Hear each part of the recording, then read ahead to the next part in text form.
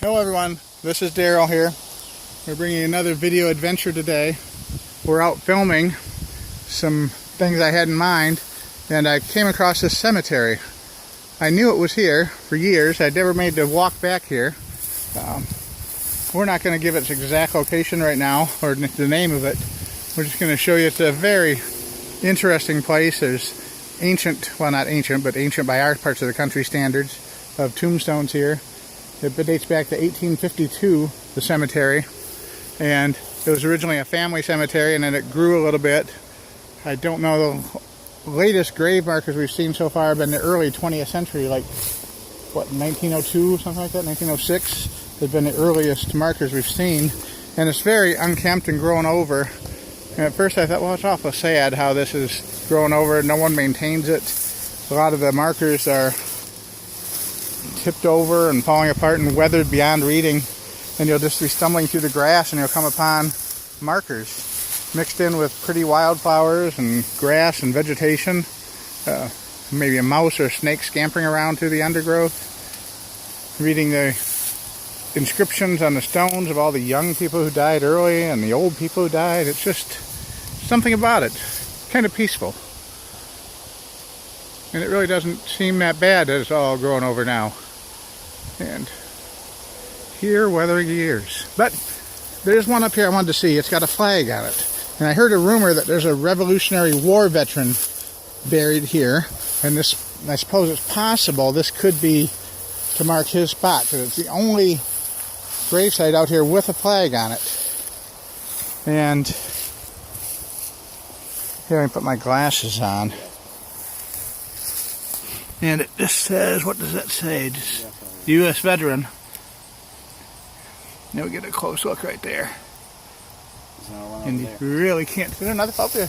My son found another flag over there, but there was actual documentation fully done of this cemetery about 6 or 7 years ago, maybe a little longer. Someone came through and they went through all the records. They found the names of everyone who was supposed to be buried here, documented all the tombstones, photographed them all. And out of the many burials you see here, there's only just a couple of them, 2 or 3, that they couldn't account for where the burial sites were and where the markers had been, because a lot of the markers are gone. We did find some markers up by the very entrance here that had been badly vandalized with spray paint and such. So, here's another one here for a U.S. veteran. And I don't know, this is probably his marker here. Can you read the name on that at all, Doug? Is there anything left there to read?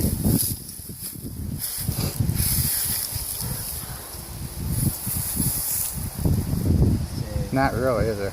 No, you gotta really work. How about across the top? In the arc. How about across that top in the arc? What's that say?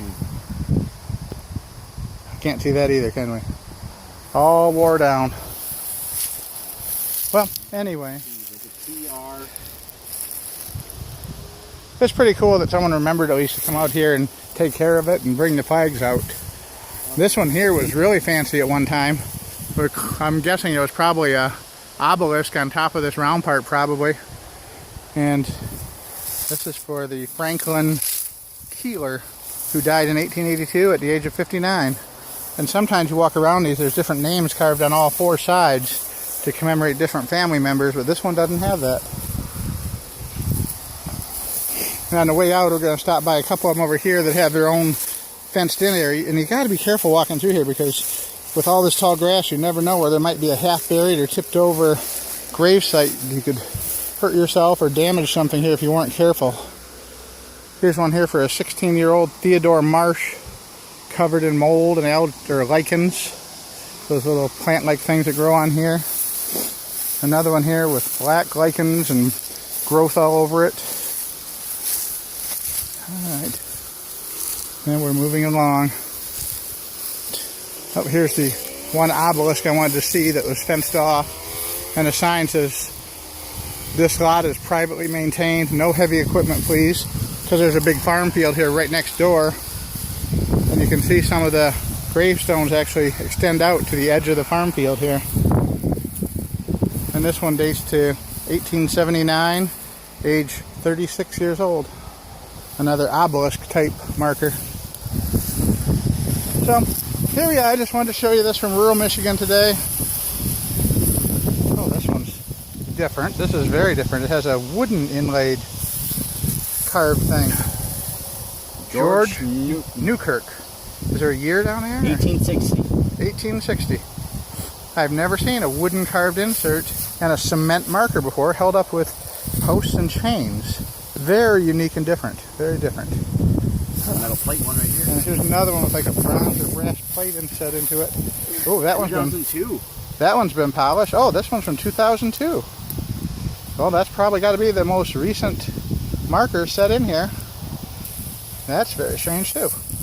But one just never knows what you're going to find when you wander around and explore different places. No, in 2000. James Helton, Brown City. Huh. 2002. Now, how about that? And you wonder if they're actually full burials there, or if perhaps someone just brought back an urn of ashes and buried them here. Maybe they planted this bush for Planted this bush in memorial instead of a full marker. Yep. Very nice. Very nice. Kind of a different look at a cemetery that you don't usually see or think of how it might be end up years down the road. Alright, well, I've talked too long already about this, but I just thought I'd show this and share this with you. Thanks for watching. Have a great day.